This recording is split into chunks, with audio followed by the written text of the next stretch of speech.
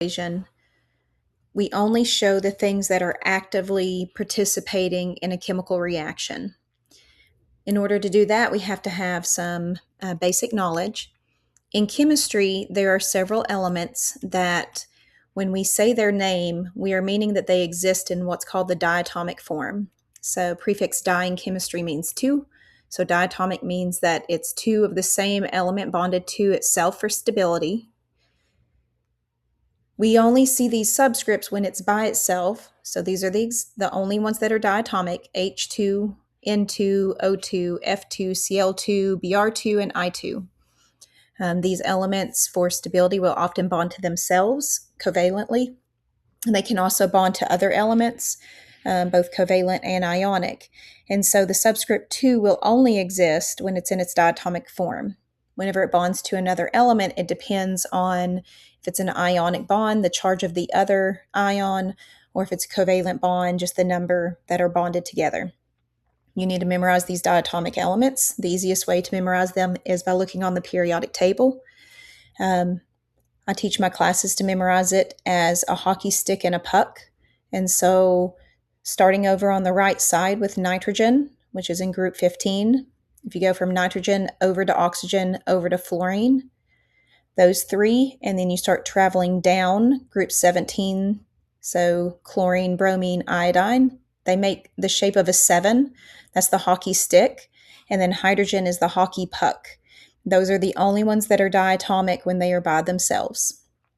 The other thing we have to know for net ionic equations is some very basic solubility rules. If you go on to Gen Chem in college or further chemistry classes, you are going to run into more complicated solubility rules. In AP Chemistry, they try to simplify it down to just a few different ions. We say that these are always soluble, which means that when we put them in water, they will always dissolve. And we call these salts. So in our daily language, we refer to as NaCl, or sodium chloride, as table salt. But there are a whole broad category in chemistry of ionic compounds that we just call salts. It's just a very broad term. You need to be familiar with these 4 ions: sodium, potassium, ammonium, and nitrate. So to know these, to memorize them, you just are going to memorize an acronym. And the acronym is SNAP. So this one is sodium, and this one is nitrate, ammonium, and potassium. You do need to know these ion charges. There's a lot of ion charges AP needs you to know. So sodium is always a positive one because it's in group 1. Nitrate is a polyatomic ion. Its charge is always a -1. You need to memorize that one if you haven't already. Ammonium is also a polyatomic ion, but it is a positive charge. So ammonium is a +1 charge. And then potassium, remember, potassium symbol does not match it. It is a K, and it has a charge of +1. You need to memorize that these things are always soluble, meaning that when they're in solution, we're going to use that AQ, that aqueous. When we put those in water, they're going to dissolve, and that's important for us to figure out this overall thing called a net ionic equation. So on this next slide, these are going to be the steps that you guys need to take in order to come up with the net ionic equation. And we have to use this process a lot in AP Chemistry, so it's something that you want to become pretty comfy with. You always balance a chemical equation no matter what. We have to use those coefficients to balance it. It proves the law of conservation of mass, but it also tells us how many moles of that substance are going to be involved in that chemical reaction. In these problems, you need to include the state of matter. It is important because not everything is going to be shown in the final equation, because not everything is actually participating in a chemical reaction. Anything that's aqueous, remember the symbol we use for that is AQ, they're going to break into individual ions. So they're going to break apart the cation and the anion. You do need to keep charges with them. And you also need to include coefficients for balancing. This part's not going to make sense until we get to the next step. But if there is a subscript for a like a polyatomic ion, then we turn those into coefficients in front of it. We do not separate any compound that is a gas, a liquid, or a solid. Remember, those are going to be represented by G, L, and S. We're going to write out everything, separate everything that's aqueous, leave everything that's gas, liquid, or solid, and then anything that is exactly the same on the reactants and product side is what we call a spectator ion. It's like if you go to a sports game, whether you're watching the World Cup or you're at just a local football game, we sit in the stands. We are spectators. We are not actively participating in that sporting event. The same thing happens in chemical reactions. There are some things that are just there, and they stay in their ion form as an reactant and as a product. They do not participate. They just exist.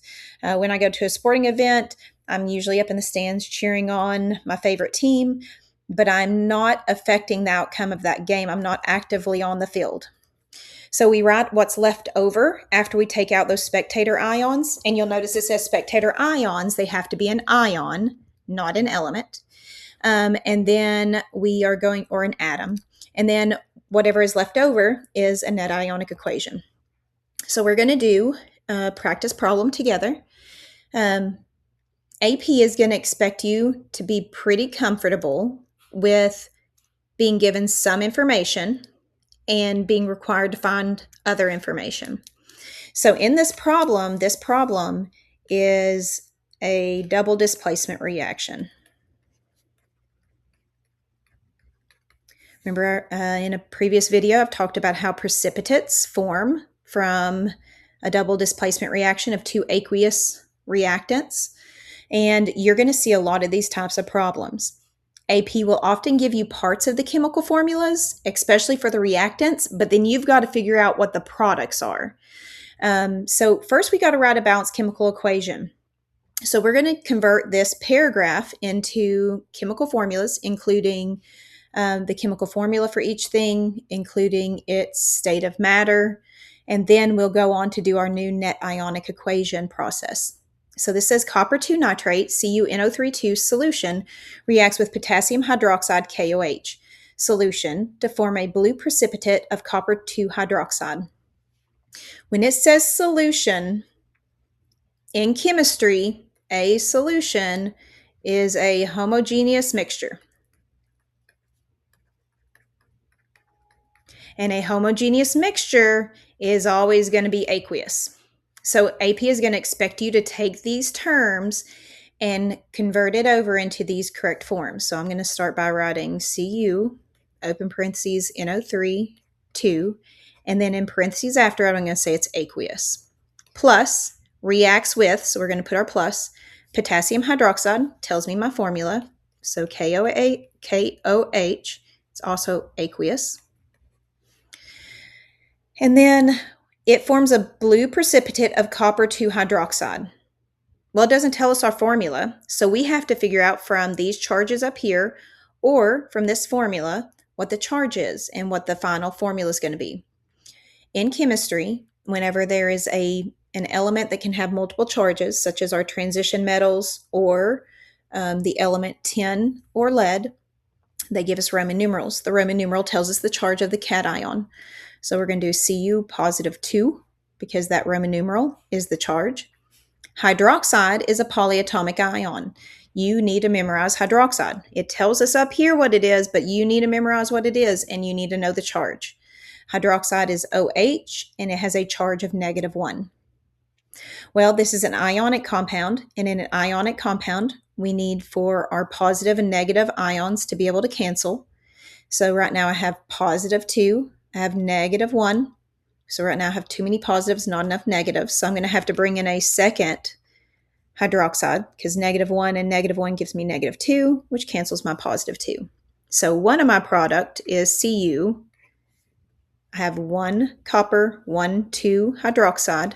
When you have more than one polyatomic ion, you must put that polyatomic ion in parentheses and write the total number on the outside of the parentheses.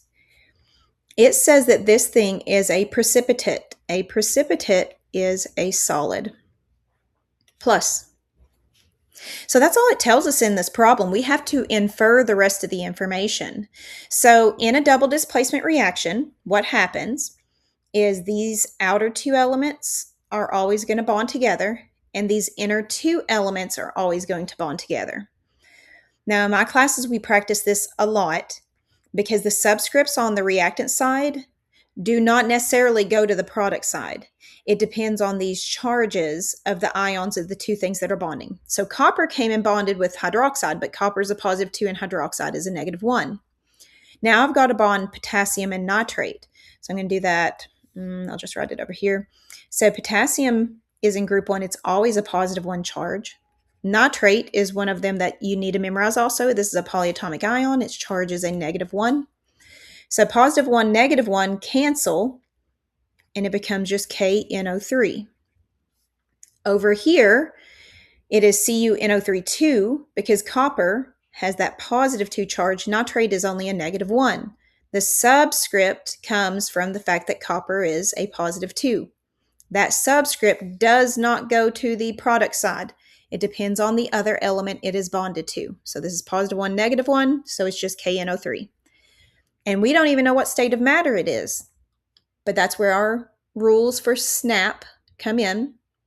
SNAP says that any compound that has sodium for S, nitrate for N, ammonium for A, or potassium for the P, any of those are going to have aqueous in this solution. They are going to dissolve and be soluble. So this is aqueous. That is just step 1. So we have to have this balanced equation. So right now I have an equation, but I have not gone back and checked to see if it's balanced. I have to make sure this is a balanced equation before we can go on to the rest of it. So I'll look and see that I have 2 hydroxides over here. I only have 1, so I'm going to put a coefficient of 2 in front of KOH. That gives me 2K, so I got to come to my product side and put a 2 in front of the K. It gives me 2 NO3s. I already have 2 NO3s. I have 1 copper, so it's balanced with 1, 2, 1, 2. So now let's take that information. So I'm going to rewrite it up here at the top.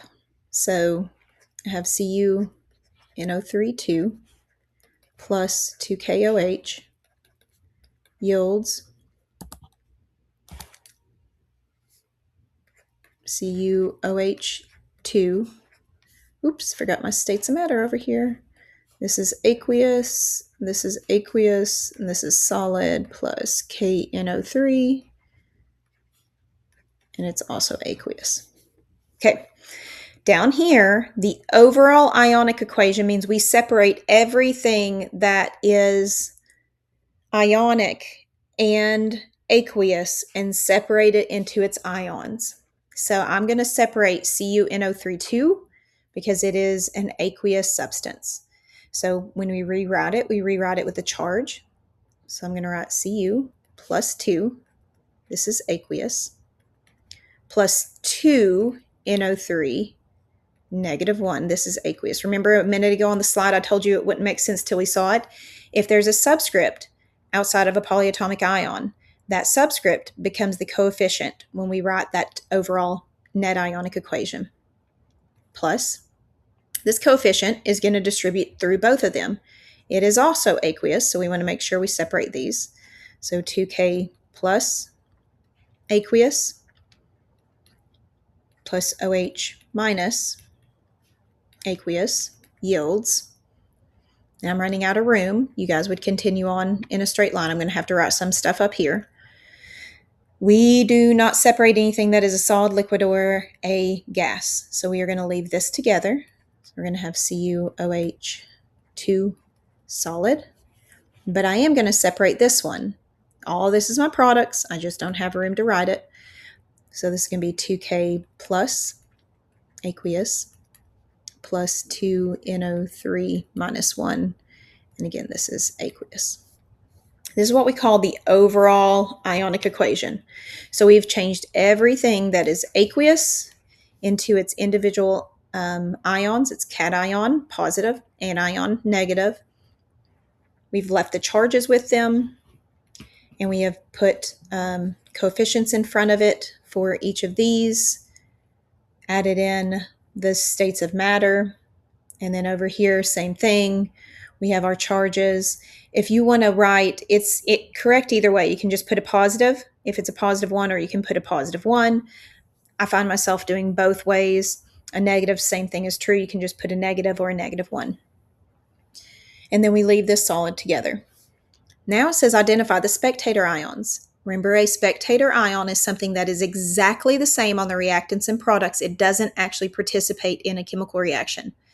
So on this side, I have copper +2 charge. Over here, I have copper as a solid in a chemical bond. That is not the same. Over here, I have 2NO3 aqueous. Over here, I have 2NO3 aqueous. Those are exactly the same. So I'm going to write that down.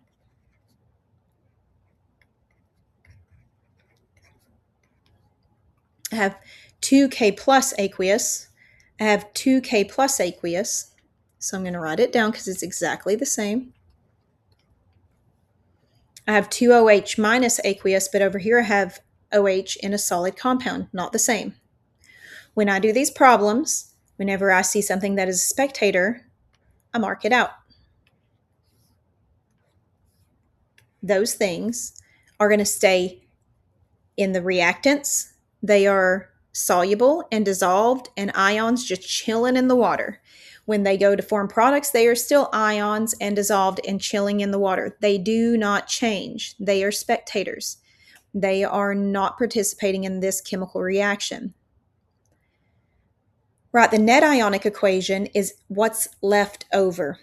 So I'm going to write Cu plus 2 aqueous plus 2OH minus aqueous yields, and my product that's left over is CuOH 2 solid.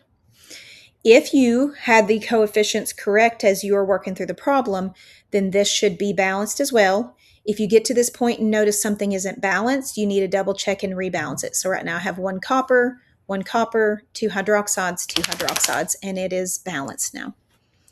So a net ionic equation shows only the things that are actively participating in this chemical reaction. These other things are not, they are just spectators. So you are going to practice this more. Remember, when you're doing these problems, you want to get in a really, really good habit of including the charge and the state of matter. If this was an AP question and it was an FRQ, one of our free response questions, and you did not include these charges over here, you did not tell that it was a +2, you did not say it was a -1, you forgot to balance it, you would not get credit. You must tell the charges. They're super important because they tell us that it is an ion form as a reactant, and then it chemically bonds. And over here, it is an ionic compound, no longer a free-floating ion.